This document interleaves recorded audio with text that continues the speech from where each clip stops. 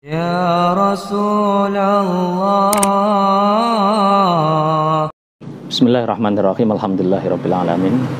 Allahumma shalli wa sallim ala sayyidina Muhammadin wa ala alihi washabbihi ajmain, amma ba'du. Terima kasih atas waktu yang telah diberikan oleh santri-santri Tanggir, khususnya santri yang ngurusi media. Kami mondok di Pondok Pesantren Raudhatul Thalibin Tanggir mulai awal 94-95. Jadi ketika itu sebenarnya nggak ada cita-cita mondok sih. Cuma yang mendorong mondok itu beberapa orang. Di antaranya yaitu Pak Guru SMP saya. Seingat saya namanya Mas Andi, Pak Andi. Entah sampai hari ini belum ketemu juga. Juga ingin bertemu sebenarnya.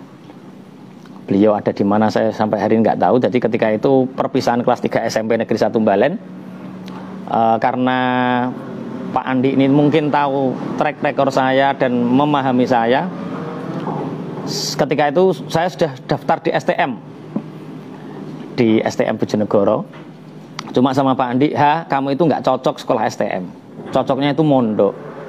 Nilai kamu itu yang paling tinggi itu agama semua.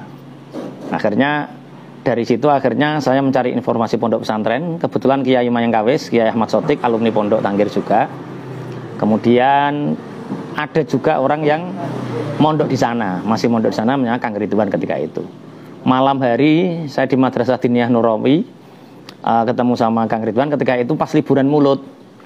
Jadi kapan Kang berangkat? Besok. Ya akhirnya saya mondok pertama dan yang terakhir ya di Pondok Tanggir itu. Jadi nggak pernah mondok ke yang lain. Nah, tapi kalau ngaji banyak, ngaji rutinal ke sana banyak. Cuma mondoknya hanya di Pondok Tanggir.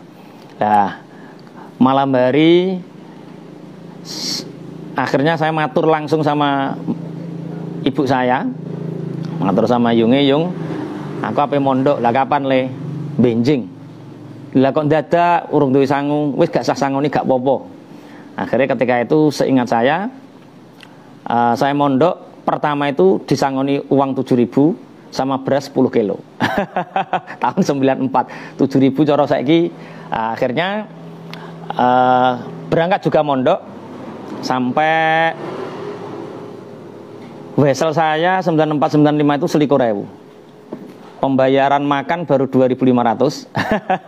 Kemudian SPP entah berapa nggak tahu. Tapi alhamdulillah sebelum mondok sambil sekolah di SMP itu saya ngaji di Madrasah Al-Khairiyah dan Diniyah Nurawi. Kalau siangnya di pagi di SMP, sore di Al-Khairiyah Mbalen itu sudah ngaji jurumiyah. Sudah 2 tahun ngaji jurumiyah tapi nggak paham-paham. Kemudian ngaji juga di malam harinya di Madrasah Diniyah Mayangkawis ini Nurawi. Sehingga ketika mondok kaget karena di sana itu ada sistem sorogan. Lah, yang inilah yang menjadikan saya begitu paham tentang jurumiyah. Akhirnya kebetulan saat itu Gus Wahid Muharram, putranipun Almarhumullah Yai Mahmud Salim, itu golek konco sorogan jurumiyah. Akhirnya saya ngaji sama beliau Mbak Yai Mahmud Salim itu habis zuhur tiap hari selama 1 tahun dampingi Gus Wahid Muharram. Alhamdulillah kelas diniyah ula, kelas sani itu dapat beasiswa 2 tahun, dapat beasiswa nggak bayar pondok, nggak bayar madrasah Miftahul Huda ketika itu karena nilai terbanyak dari satu tingkatan, di tingkatan diniyah nilai terbanyak. Kemudian mengalami satu futur, satu kegelisahan itu ketika Alfiyah.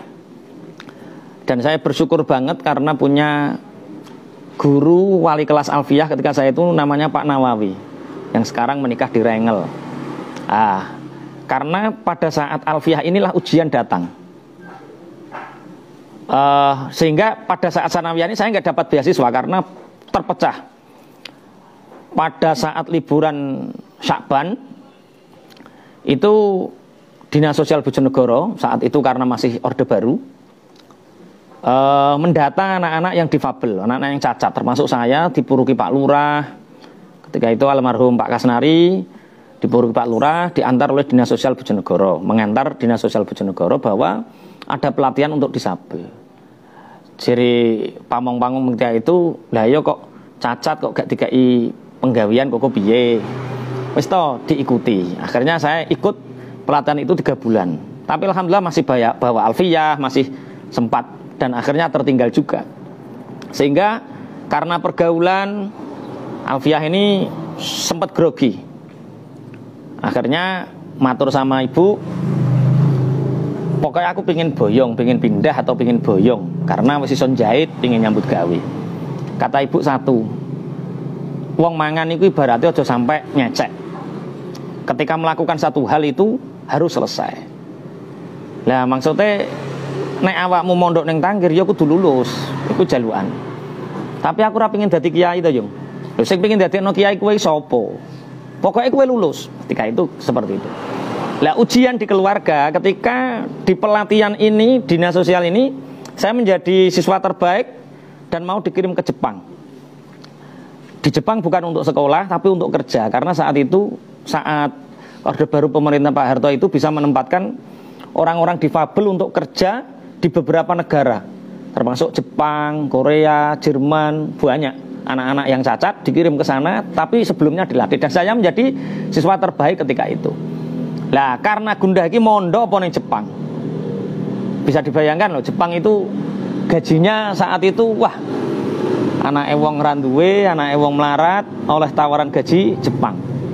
Ketika itu akhirnya wis sowan ngene Mbah Yai Nawir. Ketika itu saya sowan ke almarhum almafurlah Mbah Yai Munawir Musleh.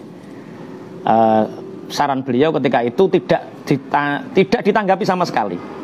Di Mbah Yai saya itu menjadi siswa terbaik pelatihan di dinas sosial dan dapat rekomendasi untuk kerja di Jepang.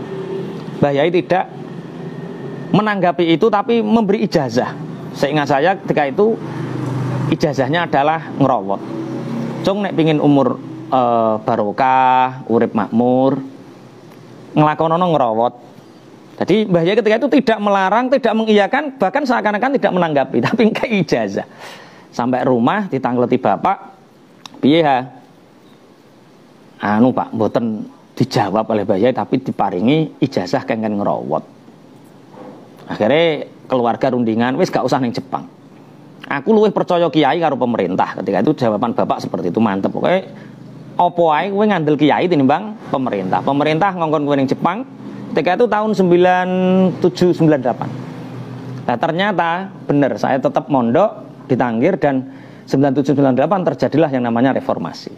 Dan anak-anak difabel yang ada di luar negeri semua dipulangkan. Karena sapa toh gawe buruh kok cacat kan ya kurang cekak-ceket juga. Dan itu memang saking kuatnya Orde Baru ketika itu. Akhirnya pulang semua dan itu barokahnya. Pokoknya nurut kiai itu insya Allah kepenak. Ya Rasulullah, ya